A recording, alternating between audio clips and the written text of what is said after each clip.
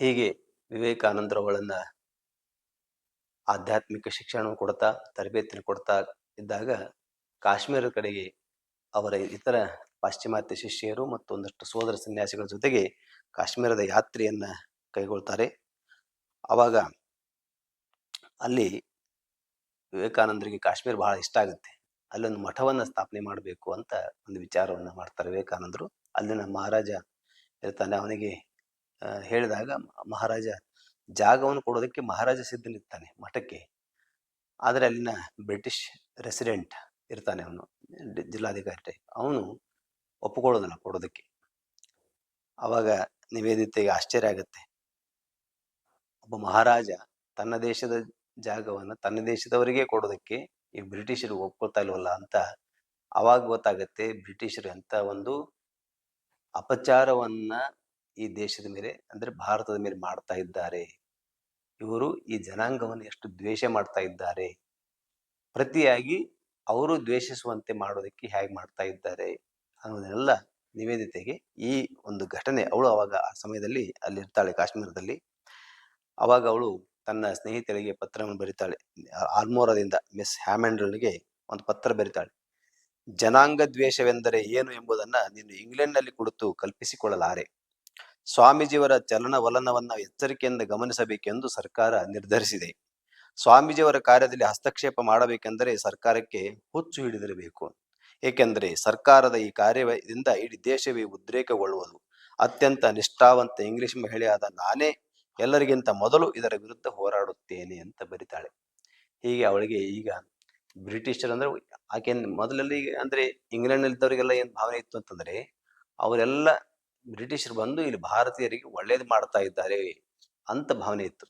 ಆದ್ರೆ ಅವ್ರು ಯಾವ ರೀತಿ ಒಳ್ಳೇದು ಮಾಡ್ತಾ ಇದ್ದಾರೆ ಅಂತ ಗೊತ್ತಾಗ್ಬೇಕಂದ್ರೆ ನಿವೇದಿತ ಬಂದ ಮೇಲೆ ಅವಳಿಗೆ ಗೊತ್ತಾಗಿದೆ. ಆಕೆ ಕೂಡ ಮೊದಲು ಇಂಗ್ಲೆಂಡ್ ಇದ್ದಾಗ ಹಾಗೆ ತಿಳ್ಕೊಂಡಿದ್ಲಂತೆ. ಇಲ್ಲಿ ಬಂದ ಮೇಲೆ ಬ್ರಿಟಿಷರ ಈ ದೇಶದ ಜನರ ಮೇಲೆ ಅಪಚಾರ ಮಾಡ್ತಾ ಇರೋದು, ಈ ದೇಶದ ಜನರನ್ನು ದ್ವೇಷ ಮಾಡ್ತಾ ಇರೋದು, ಈ ದೇಶದ ಜನರನ್ನು ಗುಲಾಮನಂತೆ ನಡೆಸ್ಕೊಳ್ತಾ ಇರೋದು, ಇದನ್ನೆಲ್ಲ ನೋಡಿ ಅವಳಿಗೂ ಕೂಡ ಅದು ಸರಿ ಅಂತ ಅನ್ಸೋದಿಲ್ಲ ಅಂತ. ಹೀಗೆ ಅವಳು ಕಾಶ್ಮೀರ ಯಾತ್ರೆಯನ್ನು ಮುಗಿಸ್ಕೊಂಡು ಬಂದ್ಮೇಲೆ ಒಂದು ಶಾಲೆಯನ್ನ ಪ್ರಾರಂಭ ಮಾಡಬೇಕು ಹೆಣ್ಮಕ್ಕಳಿಗಾಗಿ. ಸ್ವಾಮಿ ವಿವೇಕಾನಂದರ ನಿರ್ದೇಶನದಂತೆ ವಿವೇಕಾನಂದರ ಒಂದು ದೊಡ್ಡ ಕನಸು ಏನಂತಂದ್ರೆ ಸ್ತ್ರೀಯರಿಗೆ ವಿದ್ಯಾಭ್ಯಾಸ ಸಿಗ್ಬೇಕು ಅಂತ. ಅದನ್ನು ಮಾಡೋದಕ್ಕಾಗಿ ಒಂದು ಶಾಲೆಯನ್ನ ಪ್ರಾರಂಭ ಮಾಡಬೇಕಂತ ನಿಶ್ಚಯ ಮಾಡ್ತಾಳೆ. ಅದಕ್ಕೆ ಸಂಬಂಧಪಟ್ಟಂತ ರೂಪುರೇಷೆಗಳನ್ನ ಸಿದ್ಧ ಮಾಡ್ಕೊಳ್ತಾಳೆ. ಭಾರತದ ಮಹಿಳೆಯರಿಗೆ ಶಿಕ್ಷಣ ಕೊಡುವ ಮೊದಲು ಅವರ ಜೀವನ ಪದ್ಧತಿಯನ್ನು ಅರಿಯುವುದು ಬಹಳ ಅವಶ್ಯಕತೆ ಇತ್ತು. ಅದನ್ನು ಅರಿತುಕೊಳ್ಳಲು ಅವರ ಜೊತೆ ವಾಸಿಸಬೇಕು. ಇದರಿಂದ ಹಿಂದೂ ನಾರಿಯರ ದೈನಂದಿನ ಜೀವನದ ಪರಿಚಯವಾಗಿ ಅವರಂತೆ ತಾನು ಜೀವನವನ್ನು ನಡೆಸುತ್ತಾ ಅವರಿಗಾಗಿ ಕೆಲಸ ಮಾಡಲು ಸಹಾಯವಾಗುವುದೆಂದು ನಿವೇದಿತ ಭಾವಿಸಿ ಶ್ರೀಮಾತೆಯವರು ಕಲ್ಕತ್ತಾದ ಬೋಸ್ಪಾರಾಲೇನ್ನಲ್ಲಿ ಒಂದು ಮನೆಯಲ್ಲಿದ್ರು. ಅವಾಗ ಅಲ್ಲಿ ನಿವೇದಿತೆ ಅವ್ರ ಜೊತೆಗೇನೆ ವಾಸ ಮಾಡೋದಕ್ಕೆ ಪ್ರಾರಂಭ ಮಾಡ್ತಾಳೆ. ಆದರೆ ಬಹಳ ಜನರಿಗೆ ಈ ಪಾಶ್ಚಿಮಾತ್ಯ ಮಹಿಳೆ ಇಂಥ ಸಂಪ್ರದಾಯಸ್ಥ ಶಾರದಾ ದೇವಿಯ ಜೊತೆಗೆ ಇರುವಂತದ್ದನ್ನು ಇಷ್ಟಪಡಲ್ಲ. ಆ ಭಾವವನ್ನು ಅವರಿಂದ ಯಾರು ಹೇಳಲ್ಲ, ಆದರೆ ಇವಳೇ ಸೂಕ್ಷ್ಮವಾಗಿ ಗ್ರಹಿಸಿ ಮತ್ತು ಬೇರೆ ಒಂದು ಮನೆಯನ್ನ ಮಾಡ್ತಾಳೆ. ಅಲ್ಲಿ 1902 ಅಕ್ಟೋಬರ್ 2 ಮುಂಬಯಿಯ ಹಿಂದೂ ಮಹಿಳಾ ಸಂಘದಲ್ಲಿ ಒಂದು ಉಪನ್ಯಾಸವನ್ನ ಮಾಡ್ತಾಳೆ. ಅಂದ್ರೆ ಈಗ ಅವಳು ಈ ಭಾರತೀಯ ಸ್ತ್ರೀಯರ ಜೊತೆಗೆ ಒಡನಾಡಿ ಅವರ ಜೊತೆಗೆ ಜೀವನ ಮಾಡಿ ಮತ್ತು ಈ ಹಿಂದೂ ಶಾಸ್ತ್ರಗಳಲ್ಲಿ ಮಹಿಳೆಯರಿಗೆ ಕೊಟ್ಟಿರ್ತಕ್ಕಂಥ ಪ್ರಾಮುಖ್ಯತೆಯನ್ನೆಲ್ಲ ಅಧ್ಯಯನ ಮಾಡಿ ಅವಳಿಗೆ ಬಂದಂತ ಭಾವನೆಗಳನ್ನ ತನ್ನ ಉಪನ್ಯಾಸದಲ್ಲಿ ವ್ಯಕ್ತಪಡಿಸ್ತಾಳೆ. ಅವಳು ಹೇಳ್ತಾಳೆ, ಮಹಿಳೆಯರೇ, ನಿಮ್ಮೆಲ್ಲರನ್ನು ನಾನು ಹೃತ್ಪೂರ್ವಕವಾಗಿ ಪ್ರೀತಿಸುತ್ತೇನೆ. ನೀವೆಲ್ಲರೂ ಈ ಪುಣ್ಯ ಭೂಮಿಯ ಪುತ್ರಿಯರು. ನೀವು ಪಾಶ್ಚಾತ್ಯ ಸಾಹಿತ್ಯವನ್ನ ಅನುಸರಿಸದೆ ಮಹಿಮಾನ್ವಿತ ಪ್ರಾಚ್ಯ ಸಾಹಿತ್ಯವನ್ನೇ ಅಧ್ಯಯನ ಮಾಡಿ ಅಂತ ಹೇಳ್ತಾ ಇದ್ದಾಳೆ. ಅದನ್ನೇ ಅನುಸರಿಸುತ್ತಾ ನಿಮ್ಮ ಗೃಹ ಜೀವನದ ಸರಳತೆ ಹಾಗೂ ಘನತೆಯನ್ನ ಆಲಂಗಿಸಿಕೊಳ್ಳಿ. ಪ್ರಾಚೀನ ಕಾಲದ ಕೌಟುಂಬಿಕ ಜೀವನದಲ್ಲಿ ಯಾವ ಪವಿತ್ರತೆ ಇತ್ತೋ ಅದು ಈಗಲೂ ನಿಮ್ಮಲ್ಲಿ ಇದೆ. ಪಾಶ್ಚಾತ್ಯರ ಆಧುನಿಕ ಜೀವನ ಕ್ರಮ ಹಾಗೂ ಇಂಗ್ಲಿಷ್ ಶಿಕ್ಷಣಕ್ಕೆ ಬಲಿಯಾಗದೆ ನಿಮ್ಮ ವಿನಮ್ರ ಸೌಜನ್ಯವನ್ನ ಕಾಪಾಡಿಕೊಳ್ಳಿ ಅಂತ ಬರಿತಾಳೆ, ಉಪನ್ಯಾಸವನ್ನು ಮಾಡ್ತಾಳೆ. ಆಮೇಲೆ ದಿ ಹಿಂದೂ ಅಂತಕ್ಕಂಥ ಪತ್ರಿಕೆಗೆ ಈ ಮಹಿಳೆಯರ ಬಗ್ಗೆ 1902 ಡಿಸೆಂಬರ್ 24 ಒಂದು ಆರ್ಟಿಕಲ್ ಅನ್ನ ಮೊದಲೇ ಬರೆದಿದ್ದು, ಅದು ಆಮೇಲೆ ಪ್ರಕಟ ಆಗಿದ್ದು. ಭಾರತದ ಭವಿಷ್ಯ ಭಾರತದ ಪುರುಷರಿಗಿಂತ ಹೆಚ್ಚಾಗಿ ಮಹಿಳೆಯರನ್ನು ಅವಲಂಬಿಸಿ ಎಂಬುದು ನನ್ನ ಗುರುವಿನ ನಂಬಿಕೆ ಅಂತ ವಿವೇಕಾನಂದರ ಬಗ್ಗೆ ಬರೀತಾಳೆ. ನಮ್ಮೆಲ್ಲರಲ್ಲಿ ಅವರಿಗಿದ್ದ ಭರವಸೆ ಅಪಾರ. ಪ್ರಾಚೀನ ಕಾಲದ ಭಾರತೀಯ ಮಹಿಳೆಯರು ಸಂತೋಷದಿಂದ ಪತಿಯ ಜೊತೆ ಚಿತೆಯನ್ನು ಏರುತ್ತಿದ್ದರು. ಅವರನ್ನು ತಡೆಯುವ ಶಕ್ತಿ ಯಾವ ಕೈಗೂ ಇರಲಿಲ್ಲ ಅಂತ ಹೇಳ್ತಾ ವಿವೇಕಾನಂದರು ಯಾವಾಗಲೂ ಹೇಳ್ತಾ ಇದ್ದಂತು, ಭಾರತೀಯ ಸ್ತ್ರೀಯರಿಗೆ ಯಾರು ಆದರ್ಶ ಆಗ್ಬೇಕು, ಸ್ತ್ರೀಯರ ಆದರ್ಶ ಯಾರು? ಅದಕ್ಕೆ ವಿವೇಕಾನಂದರು ಹೇಳ್ತಾ ಇದ್ದು, ಸೀತೆ, ಸಾವಿತ್ರಿ, ಕಠೋರ ತಪಸ್ಸಿನ ಮೂಲಕ ಮಹಾದೇವನನ್ನ ಪಡೆದ ಉಮಾ, ಇವರೆಲ್ಲರೂ ಭಾರತೀಯ ಮಹಿಳೆಯರ ನಿಜವಾದ ಆದರ್ಶಗಳು. ಪವಿತ್ರತೆ ಮತ್ತು ಶಕ್ತಿ ಇವು ಎಲ್ಲ ದೇಶಗಳ ಅಮೂಲ್ಯ ಭಂಡಾರ.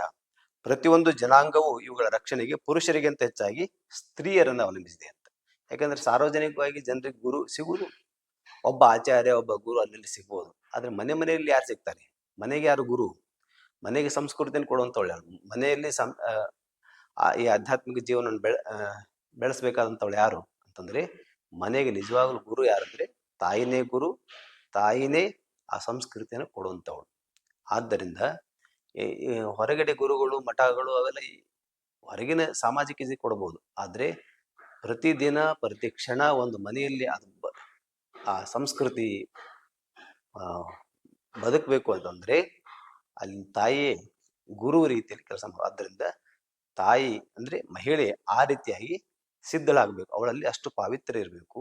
ಅಷ್ಟೊಂದು ಜೊತೆಗೆ ತಾನು ತಪಸ್ವಿನಿಯಂತೆ ಬದುಕನ್ನು ನಡೆಸುವಂಥದ್ದು ಹಿಂದಿನ ಭಾರತೀಯ ಸ್ತ್ರೀ ಇದ್ರಲ್ಲ ಹಾಗಿರಬೇಕು. ಇದನ್ನೆಲ್ಲ ವಿಚಾರಗಳನ್ನ ಆ ಲೇಖನದಲ್ಲಿ ನಿವೇದಿತ ಹಂಚಿಕೊಳ್ತಾಳೆ. ಆಮೇಲೆ ವಿವೇಕಾನಂದರು ಈ ನಿವೇದಿತೆ ಎಷ್ಟೊಂದು ಅಧ್ಯಯನ ಮಾಡ್ತಾಳೆ ಅಂದರೆ, ಕಾಳಿಯನ್ನ ತನ್ನ ದೇವತೆಯನ್ನಾಗಿ ಒಪ್ಕೋತಾಳೆ, ಕಾಳಿ ಬಗ್ಗೆ ಅಧ್ಯಯನ ಮಾಡ್ತಾಳೆ, ಕಾಳಿಯ ತಿಳ್ಕೊಂಡು ಕಾಳಿಯ ಬಗ್ಗೆನೇ ಉಪನ್ಯಾಸವನ್ನು ಕೊಡೋದಕ್ಕೆ ಪ್ರಾರಂಭ ಮಾಡ್ತಾಳೆ. ಅವಾಗ ಇಡೀ ಕಲ್ಕತ್ತಾ ಅವಳನ್ನ ಅದ್ಭುತವಾಗಿ ಸ್ವೀಕರಿಸುತ್ತೆ. ಯಾಕಂದ್ರೆ ಅಲ್ಲೆಲ್ಲ ಕಾಳಿ ಆರಾಧಕರು, ಎಲ್ಲರೂ ಕಾಳಿ ಆರಾಧಕರಾದ್ದರಿಂದ ಅವರಿಗೆ ಕಾಳಿ ಬಗ್ಗೆ ಮಾತಾಡ್ತಾಳೆ ಅಂದ್ರೆ ಬಹಳ ಸಂತೋಷ ಆಯ್ತು. ಕಾಳಿ ಘಾಟ್ ಹೇಳಿದ್ರಿ, ಕಲ್ಕತ್ತಾಕ್ಕೆ ಹೆಸರು ಬಂದಿದ್ದೆ ಆ ಕಾಳಿ ಘಾಟ್ ಅಂತಕ್ಕಂಥದ್ದಂತ. ಅಲ್ಲಿ ಅರ್ಚಕರೆಲ್ಲ ಸೇರಿ ನಿವೇದಿತನ ಕರೆಸಿ ಈ ರೀತಿ ಉಪನ್ಯಾಸವನ್ನು ಕೊಡಿಸ್ತಾರೆ ಕಾಳಿ ಬಗ್ಗೆ. ಅಂದ್ರೆ ಅವರು ಕೂಡ ಅವಳನ್ನ ಒಪ್ಕೊಳ್ತಾರೆ. ದಕ್ಷಿಣೇಶ್ವರದಲ್ಲೂ ಕೂಡ 1899 ಮೇ 28ರಂದು ದಕ್ಷಿಣೇಶ್ವರದಲ್ಲೂ ಕೂಡ ಒಂದು ಉಪನ್ಯಾಸವನ್ನ ಕಾಳಿ ಬಗ್ಗೆ ಮಾಡ್ತಾಳೆ. ನಿವೇದಿತ ಇಷ್ಟೆಲ್ಲ ತನ್ನ ಕೆಲಸ ಕಾರ್ಯಗಳ ಮಧ್ಯೆಯೂ ತನ್ನ ಆಧ್ಯಾತ್ಮಿಕ ಸಾಧನೆಯನ್ನು ಬಿಟ್ಟಿರಲಿಲ್ಲ. ಸ್ವಾಮೀಜಿ ಉಪದೇಶವಿತ್ತ ತ್ಯಾಗ ಮತ್ತು ಸೇವೆ ಅವಳ ಜೀವನದ ಪರಮಾದರ್ಶಗಳಾಗಿದ್ದವು. ಅವಳು ಬ್ರಹ್ಮಚರ್ಯ ದೀಕ್ಷೆಯನ್ನು ಸ್ವೀಕರಿಸಿದ ಮೇಲೆ ಪ್ರಾಚೀನ ಭಾರತೀಯರ ಹಾಗೆ ತಪೋನಿಷ್ಠಳಾಗಿ ಅತ್ಯಂತ ಸರಳ ಜೀವನವನ್ನು ನಡೆಸತೊಡಗಿದಳು. ಆಮೇಲೆ ಸ್ವಾಮೀಜಿ ಮತ್ತೊಮ್ಮೆ ಅವಳಿಗೆ ನೈಷ್ಠಿಕ ಬ್ರಹ್ಮಚರ್ಯ ದೀಕ್ಷೆಯನ್ನು ಕೊಡ್ತಾರೆ. ಅಂದ್ರೆ ಹೆಚ್ಚು ಕಡಿಮೆ ಒಂದು ಸನ್ಯಾಸಕ್ಕೆ ಸಮನಾದಂತ ಒಂದು ದೀಕ್ಷೆ ನೈಷ್ಠಿಕ ಬ್ರಹ್ಮಚರ್ಯ. ಅಂದ್ರೆ ಸನ್ಯಾಸಿನಿ ಇದ್ದ ಹಾಗೆ ಒಂದಷ್ಟು ಕಠಿಣವಾದಂಥ ನಿಯಮಗಳು ಅದಕ್ಕೂ ಕೂಡ ಇದೆ. ಅದನ್ನ 1899 ಮಾರ್ಚ್ 25ಕ್ಕೆ ವಿವೇಕಾನಂದರು ಆ ದೀಕ್ಷೆಯನ್ನ ಕೊಡ್ತಾರೆ. ಅವತ್ತು ಅವಳ ಬಹುದಿನದ ಒಂದು ಆಸೆ ಇರ್ತದೆ. ಏನಂದ್ರೆ ಶಿವನನ್ನ ಪೂಜೆ ಮಾಡಬೇಕು ಅಂತ ಅವಳ ಆಸೆ ಇರ್ತದೆ. ಆ ಶಿವ ಪೂಜೆಯನ್ನ ಅವಳು ಮಾಡ್ತಾಳೆ. ವಿವೇಕಾನಂದರು ಕೂಡ ಜೊತೆಗೆ ಅಲ್ಲಿ ಸೇರಿಕೊಳ್ತಾರೆ. ಇಬ್ಬರು ಸೇರಿ ಆ ಶಿವನ ಪೂಜೆಯನ್ನ ಮಾಡ್ತಾರೆ. ಆಮೇಲೆ ಪೂಜಾ ಮುಗಿಸಿ ವಿವೇಕಾನಂದರು ಮತ್ತು ನಿವೇದಿತ ಸಭಾಮಂಟಪಕ್ಕೆ ಬಂದರು. ಅಲ್ಲಿ ವೈದಿಕ ಮಂತ್ರೋಚ್ಚಾರಣೆ ನಡೀತಾ ಇದೆ, ವೈದಿಕರೆಲ್ಲ ಸೇರಿದ್ದಾರೆ, ಸನ್ಯಾಸಿಗಳೆಲ್ಲ ಇದ್ದಾರೆ. ಆ ಯಜ್ಞೇಶ್ವರನ ಸಾಕ್ಷಿಯಾಗಿ ನಿವೇದಿತೆಗೆ ಈ ಒಂದು ಪ್ರತಿಜ್ಞೆಯನ್ನ ಮಾಡಿಸ್ತಾರೆ. ನಾನು ದಾರಿದ್ರ್ಯವನ್ನ ಸ್ವೀಕರಿಸಿದ್ದೇನೆ. ಅಂದ್ರೆ ಇಲ್ಲಿ ದಾರಿದ್ರ್ಯ ಅಂತ ಶಬ್ದ ಉಪಯೋಗ ಮಾಡಿದರೆ ದಾರಿದ್ರ್ಯ ಅಂತಲ್ಲ,